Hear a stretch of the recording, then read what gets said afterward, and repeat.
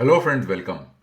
Friends, you might have seen these articles which got published in various news dailies, and there are YouTube channels also who are reporting this news. So what is this news all about? This is basically talking about Apple SpaceX link up to support Starlink network services on iPhone. Right, so you can see various news, and then there are some articles which says that Apple quietly adds Starlink support to iPhone. So this is a very important event in the dimension of mobile communication, because it empowers the user to use a different means mechanism to make communication or drive communication services even when the terrestrial services are not available. Now friends, why I am doing this video today is to amplify some of the things which I have been saying for a long period of time. Now many of the viewers will not be able to understand the implication of this and the limitation and the opportunities. And that is what I am going to talk to you in this video. Now, as I always do, I point to official documents, because what happens is that whenever these news articles are laid out, these articles are not properly capturing the background details, which is very, very critical for understanding the capability of these services. Because there are a lot of euphoria, a lot of hype, and a lot of excitement, right? Or a lot of expectations, which other parts of the world and other countries, especially Indians, will like to draw from this announcement, because they will like that, yeah, if Apple iPhone, a commercial iPhone, is capable of communicating to satellite without the need of terrestrial network, then there will be a huge opportunity for Indians also. Then we will introduce another player in the market which might be able to balance the competitive dynamics of the market, right? That's the kind of feeling we might get. So let me tell you what the constraint of these services are and what are the opportunities, which I have been talking for a long period of time. So friends, if you go to my website, you will find an article. It basically talks about bridging the gaps, exploring the challenges and opportunity of direct to mobile satellite connectivity. Now, in this article, I have taken the reader through all the problems and all the technicalities which a satellite connectivity brings on the table. If you go through this article, you will be able to understand that how satellite network differ from conventional network, then why GEO satellites are unsuitable for mobile communication, and why people are shifting to LEO satellite. What are LEO satellite? Low Earth orbit satellite. GEO satellites are geostationary orbit satellite, which are 36,000 kilometers on the surface of the Earth, and LEO satellites are few hundred kilometers from the surface of the Earth. Then I talk about direct to mobile, diverse players, unique approaches, means Apple to Globalstar alliance, how it is different from the current T-Mobile alliance. If you see, the T-Mobile alliance that is currently being talked about, Apple quietly has incorporated satellite connectivity feature in their phones, is nothing but a T-Mobile, Starlink to T-Mobile alliance, right? And I also say that why global communication or the Globalstar Apple alliance services cannot be available, why these are not available in India. So I speak about all these things in this article, and the chipset manufacturers collaboration strategy. So in this video, what I'm going to do is that I'm going to amplify certain things and kind of give you some pointers so that you understand that this T-Mobile and Starlink and Apple alliance, what it brings on the table and what kind of issues that we have to keep on dealing with, and what are the constraints of this service. So for that, friends, I'm going to take you through an article. Right? This article was published on 2nd December 2024, which says T-Mobile SpaceX gets FCC approval for expanding coverage to dead zone. Now, this is very important, dead zone, right? Look at this word, dead zone. Let me change the color of my pen so as to make it more effective. So this is dead zone, right? So let me just switch it off. So this is dead zone. So here we are talking about dead zone. Mind you, it is not about connectivity in the same areas where terrestrial coverages are already there, right?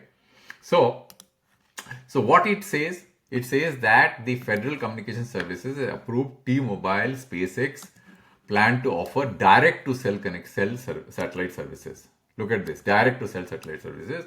And it also says that a T-Mobile network spectrum with SpaceX Starlink satellite aims to eliminate more than 5 lakh kilometers square miles of dead zone. Now, emphasis is on dead zone. That is very, very important. Okay.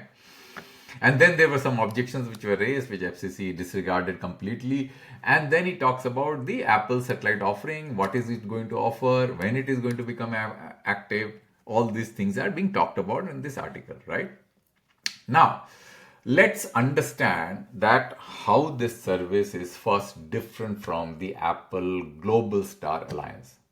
Friends, you already know that Apple is offering a text-based satellite services in US using their Globalstar Alliance, and now they are going to offer a satellite service using the T-Mobile Alliance. So let's talk about the difference between the Globalstar Alliance and the T-Mobile Alliance. Now, friends, in order to understand what Globalstar brings on the table, we need to go through this diagram. Again, let me zoom in a bit so that you understand. So this is what the Globalstar frequency structure is, which Apple is leveraging. So what is the frequency structure? You see that there is a satellite hanging on the sky, which is a Globalstar satellite, and then there are two bands, S band, L band, and then there is C band, right? Now, for those laymen, it may be sounding as Greek and Latin. So let me explain what basically this diagram is all about. So if you look at, there is a commercial mobile device on ground, right? Commercial mobile, mind you, right? And this mobile is talking to the satellite using two different links. One is S band, another is L band. L band is from mobile to satellite. This direction, you see, this is the direction. And S band is in the opposite direction. As you know that for all mobile connectivity, it is an FDD link, except for frequency bands which are in 2.3 gigahertz, 3.5 G band, which is TDD, which is different type of structure. But satellite, you need to operate in FDD link because TDD is not going to work. I have an article which I have done in my website, which you can basically go and have a look, which says that why satellite bands are always TDD. So this article you can actually, why satellite bands are always FDD. This article is going to tell you the reason why it is like that. So now let's get back to this particular diagram. Now, when you are communicating using a satellite to the mobile Earth devices, you also need gateways. Gateways are aggregation points where it connects to internet, PSTN network, etc. For that, you need a gateway, and that is in C band. Now, these bands of frequency bands I have listed here. I went to the website, and these are getting listed here. So L band is from 1 to 2 gigahertz of frequency. S band is from 2 to 4 gigahertz of frequency, and then C band is from 4 to 8 gigahertz of frequency. Now, the point to note here is that these bands, which Apple is using for Globalstar Alliance, are non-commercial bands. Non-commercial means they are not being used for delivering 5G, 4G, 2G, 3G services. Typically not. Maybe L band is, but it is going to digress the discussion a little bit because there was a possibility of using L band along with 2.5 gigahertz band, which is called supplementary downlink. So let's forget about that, otherwise it will confuse the discussion. But assume that these two bands are non-commercial bands, which are not being used for commercial deployment of IMT services. Now, how it is helpful? Why these non-commercial bands are used for delivering services on mobile phones, which are commercial in nature, right? That is the question that will come to your mind, right? So what happens is that the frequency bands are very crucial. And these bands, you know that anything that you want to communicate, any mobile devices you want to communicate using a terrestrial or a satellite based communication system needs a frequency band. Now, these frequency bands have to be opened or specific to a particular country. And these are all already used for providing terrestrial services if they are commercial IMT bands, right? Now, for Apple, the challenge was that they had to tie up with an existing service provider for them to leverage the commercial frequency bands for offering these kind of services on commercial mobile devices. Why commercial frequency bands? The reason this is going to be a commercial frequency band, because these mobile devices are configured for those commercial frequency band. You can't use any other frequency band to deliver services to those mobile phone. Now, if it is going to be commercial frequency band, which is already being currently used for 4G and 5G services, then what happens is that you don't have access to that frequency band. You need to go to the regulator and take a permission, or you have to go to the service provider who is using the commercial band and take a permission or lease that frequency band from their service provider. So that is a challenge for any player to deliver satellite services in commercial frequency band, because for commercial devices to work with the same satellite services which a satellite provider is using without making any changes in the device, it needs to offer it in commercial frequency band. But the Globalstar frequency band offered a unique opportunity to Apple. Why? Because if you look at Globalstar is very, very, uniquely placed. And let me give you this diagram, which will show you that why Globalstar was used by Apple to offer their first SMS-based services. So you look at that, all these orange areas that you see, terrestrial authority obtained by Globalstar terrestrial status network. So you see that in United States, almost everywhere, Brazil, and then in South Africa, in some of the other France and others, Globalstar has access to this particular frequency band which I was mentioning. If you look at this diagram, these frequency band, Globalstar already has access. Now, if the Globalstar has access to this frequency band, which is L band, C band, and S band, which we talked about, then it makes Apple to incorporate that feature, those frequency capability to receive those and transmit signals in those frequency band in their devices, so that it can operate seamlessly in these countries, right, which are marked orange, right? Now, if you don't have the Globalstar frequency band, then what do? Your commercial devices are not going to work, right or not? So that's the challenge which Apple was facing. And this is a very interesting approach, because if assume that Globalstar has these frequency band across the world in every country, then what happens is that then you don't need to do any frequency harmonization, because commercial frequency band can be of different structure, different bands, different sizes all over the world. Not a single country will have harmonized commercial band throughout the country. So it becomes challenged for a satellite service operator to operate in commercial band, because first they have to harmonize these commercial bands which are of different structure in everywhere else in the world.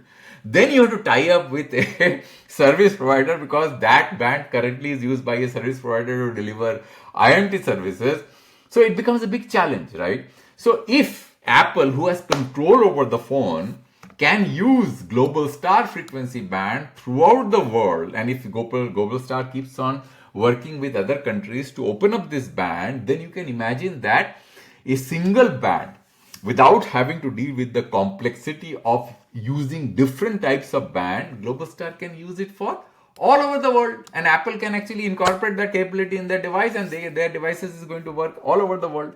But this isn't the current situation here, right? Can you see that? It is not there, because there are many places where Globalstar's same C band, S band, and L band frequencies are not assigned to Globalstar. They don't have ownership. Now, there is another challenge. The other challenge is that the Globalstar current satellites are operating at a higher orbit.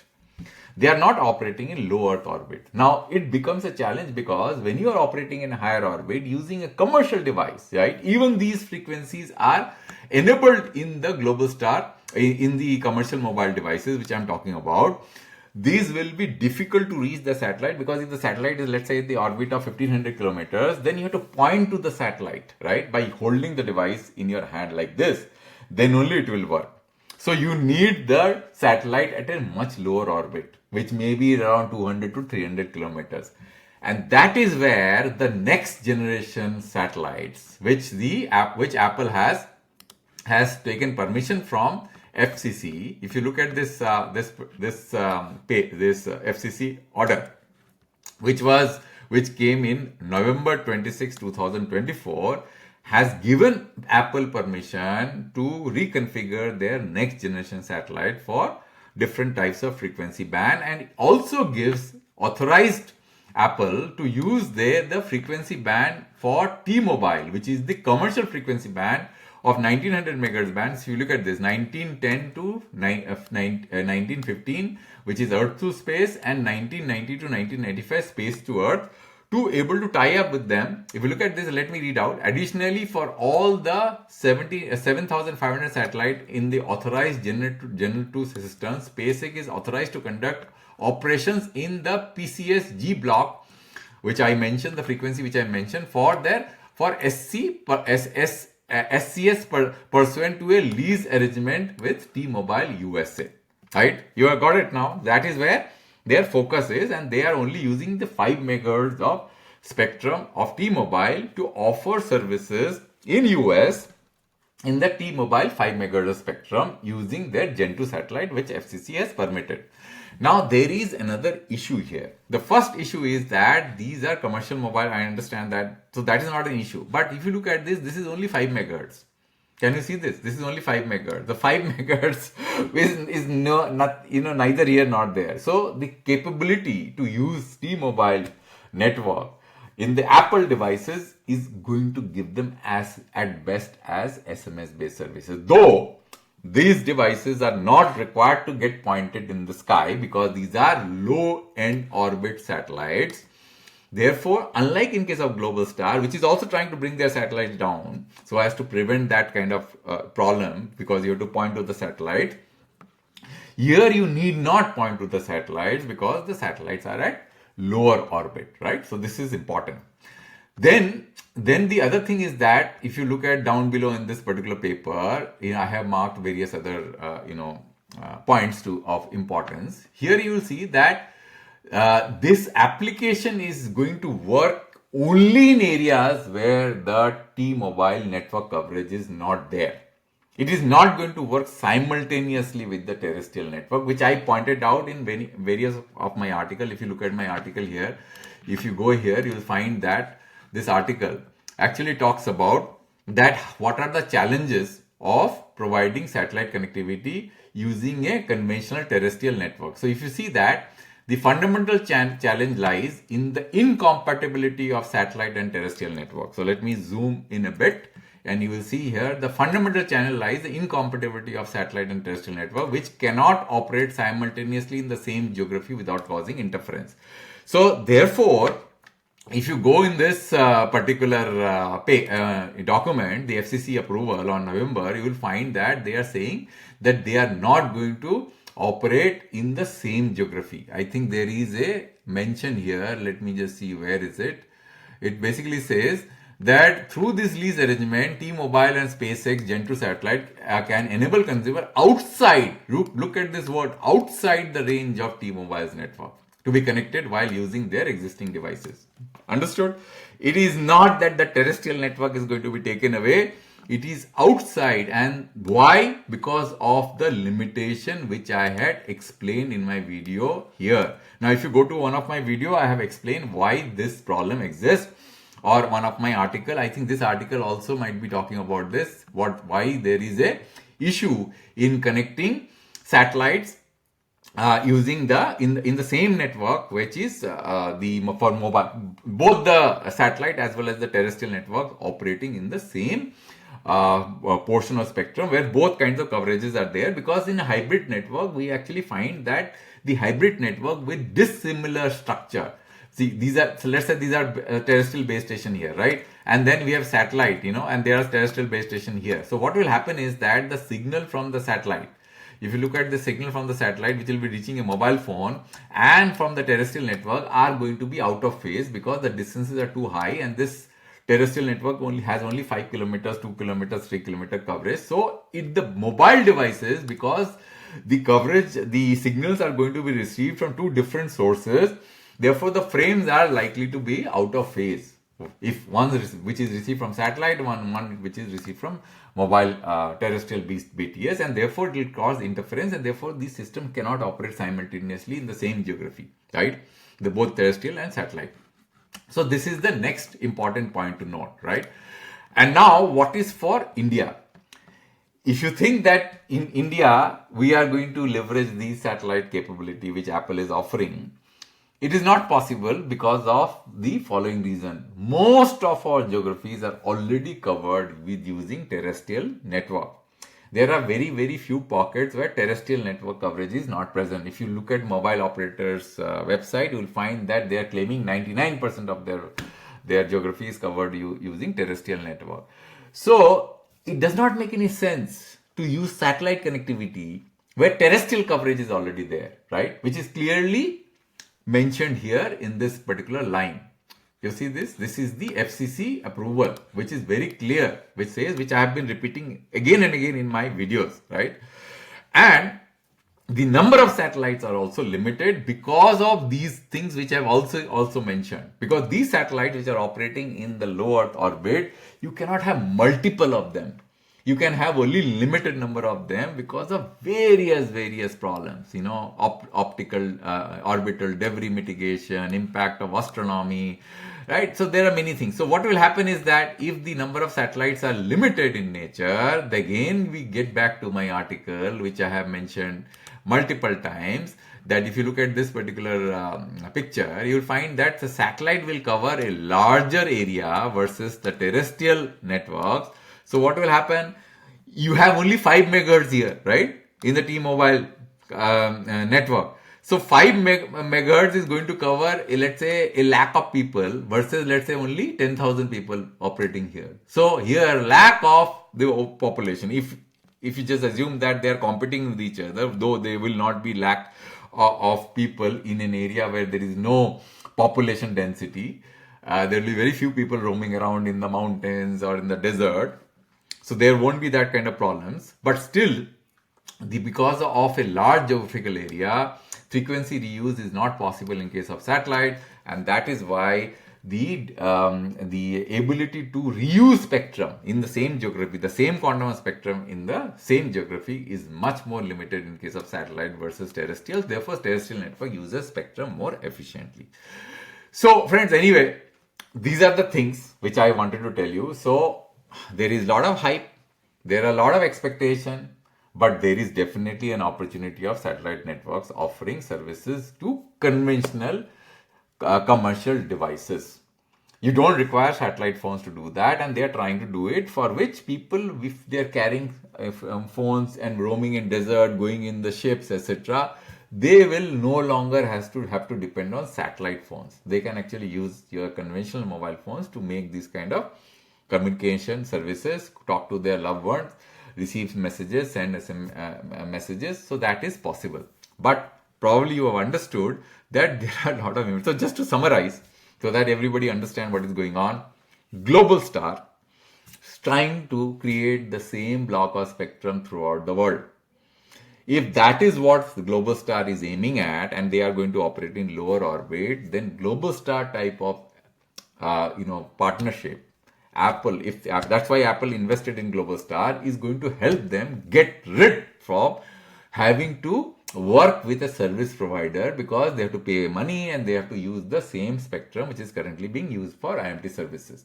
If you use Globalstar, then you are creating a segmentation between terrestrial spectrum and the spectrum which is operating and providing services in your commercial mobile phones. Therefore, two spectrums are operating parallel to each other. Therefore, you are not causing interference in the terrestrial network, right? So you can operate your satellite services without even terrestrial coverage in area where high density population is there, where terrestrial networks are operating. But in case of a T-Mobile kind of arrangement, you can't use your satellite services here. T-Mobile coverage is already there, or any other coverage is there. You can only use it outside the coverage of T-Mobile network. So that is the challenge, using a commercial IMT spectrum for providing these kind of services. So that is the second. Third important thing, these satellites have to be in low orbit.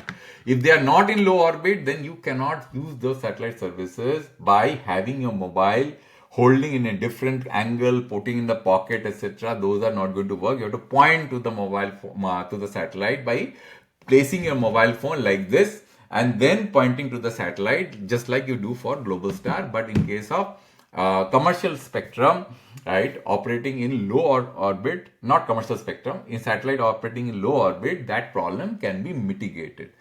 The fourth important point is that where the terrestrial coverage is already spread out throughout the geography, these kind of satellite services makes no sense. Satellite services only make sense when there is no terrestrial coverage. Even when, the satellite spectrum is located throughout the geography and operating parallel to the IMT spectrum, because of the reason of frequency reuse, which I mentioned, that you will not be able to leverage the full capacity of the spectrum because the number of satellites will be limited in the sky, right? So all that I have explained to you, and mind you, these services are going to be pretty costly. They are not going to be cheap, and therefore, as Indians, it makes no sense. We are well off operating satellite broadband services which are fixed in nature, where a dish antenna is required. As regard mobile satellite services in India is a non-starter. Let me tell you very, very with full, you can say confidence, right? In India, satellite phone services are a non-starter. It is going to make no sense. First, the coverage is going to overlap. There is no value because you are always going to be in kind of a network which will have a minimal or some kind of capability to do all kind of communication.